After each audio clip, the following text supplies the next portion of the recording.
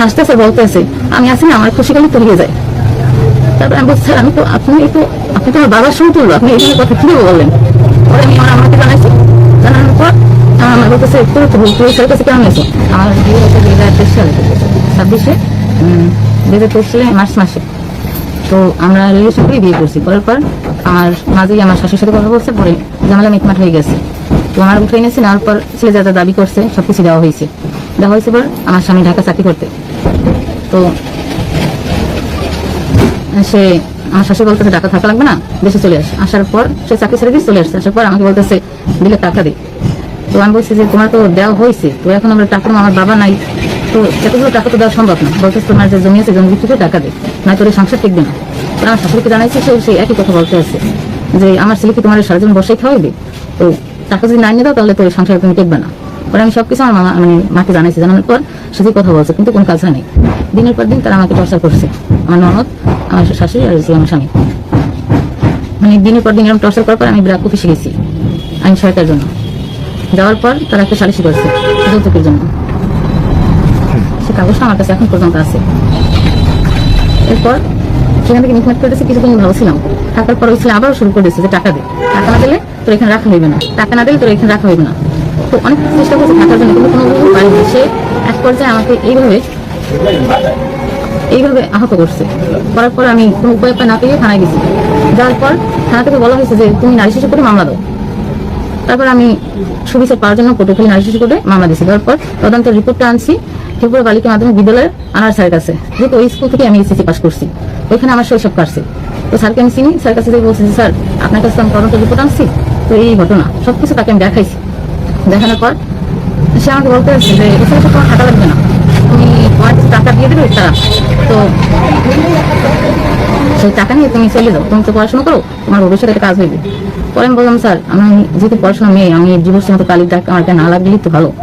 সে এরপর কি বললো, আমার হাজবেন্ডের ছবি দেখতে চাইছে। সে সিলেক্ট করছে আমি হয়তো তার কথা রেকর্ড করতে পারি, এই জন্য আমার ফোনটা আগে নিয়ে এনেছে। নেওয়ার পর বলতেছে তোমার জন্য তো আমি আসি, কিছু টাকার কথা বলছে যে তদন্তের যে রিপোর্টটা আমার পক্ষে দেবে, এই জন্য টাকার কথা বলছে। বলার পর আমি বলছি স্যার আমার বাবা নাই, আমি এতগুলো টাকা কি করে আপনাকে দিব? তখন সে কি করছে, হাসতে আসে বলতে আছে আমি আসি না, আমার খুশি করলে তলিয়ে যায়। তারপরে আমি বলছি স্যার আমি তো আপনি তো আমার বাবার সঙ্গে তুললো, আপনি এই কথা কিভাবে বলেন? পরে আমি আমার আমাকে জানাইছি। জানানোর পর আমার বলতেছে তোর তো ভুল, তুই স্যারের কাছে কেমন এসো? আমার তো বিশ্বাস ছিল যে এখানে আমার শৈশব কাছে যেখান থেকে এসএসসি পাস করছি অবশ্যই রিপোর্টটা আমার পক্ষে দেবে, আর সবকিছু সত্যতা যাচাই করেই তো দেবে, পক্ষ অর্থ বিপক্ষ নেই, যেটা সত্যি সেটাই দেবে। সে কি করছে, ওদের থেকে টাকা খেয়ে যে 3 লাখ টাকা দিতে চেয়েছিল, ওই 3 লাখ টাকা সে খাইয়ে তারপর আমার বিরুদ্ধে কি রিপোর্টটা দিয়ে দিয়েছে যে আমি নাকি আমার বাবার বাড়িতে ছিলাম, ছেলে নিয়ে ঘর জামাই, কিন্তু প্রথমেই ঘর জামাই ছিলাম না, আর আমি নাকি আমার শ্বশুরবাড়ি কখনই ছিলাম না। তাহলে এই যে আমি সংসারাদি করছি, এগুলো কিভাবে হইলে? এগুলো তো আমার শ্বশুর বিয়ের ছবি।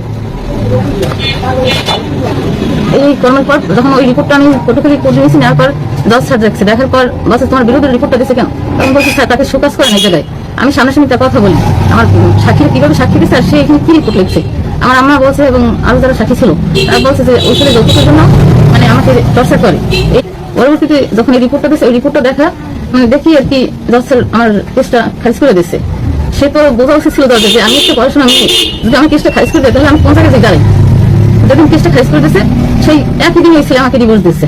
আমার মেয়েকে বিয়ে দিয়েছিলাম, কিছুদিন পরে ওরা ঝামেলা হয়েছে। ঝামেলা হওয়ার পর আনোয়ার মাস্টার কাছে আমরা ওনার কাছে ভাড়া আনছিলাম যে উনি সূক্ষ্ম বিচারটা করবে বা রিপোর্টটা সঠিক দেবে, কিন্তু উনি সঠিক রিপোর্ট না দিয়ে আমার মেয়ের সাথে শারীরিক সম্পর্ক করতে চাইছে, কিন্তু আমার মেয়েটা রাজি না হওয়ার কারণে আমাদের মামলাটা মিথ্যা দিয়ে দিয়েছে। এবং আমি যে 1 নম্বর ওই সাক্ষী, আমারও মিথ্যা বানাইছে যে আমার মেয়ের সাথে আমার গুণবন্তী নেই, আমার মেয়ে ভালো না, আমি ভালো না, এই জন্য সে মিথ্যা রিপোর্ট দিয়েছে। এর নোংরা মিথ্যা কথা বললে সে কৃষ্ণ আমাদের কোর্ট থেকে বাদ দেওয়াই দিয়েছে। এবং উনি যে খারাপ কাজগুলো করে আমাদের তখন মানুষের বিশ্বাস না, আমরা যখন বলছি এখন বিভিন্ন জনের এখন ছবিটা ভাইরাল হয়ে গেছে, এখন কিভাবে মুখ কাটতে এখন মানুষের আমাদের কথা সত্যি হয়ে গেছে, সঠিক আমরা মিথ্যা কথা বলি নাই। আমরা মানুষের কাছে বলছি যে উনি এই সময় কুপরিস্তব দিয়েছে, উনি এই কাজগুলো করতে চায়, উনি আমাদের কথাকে বিশ্বাসই করেন ওই সময়। এখন তো ক্লিয়ার হয়ে গেছে। আর আমি চাই যেন সরকারের কাছে বা প্রশাসনের কাছে যে আমার এই বিচারটা যেন সঠিক হয়।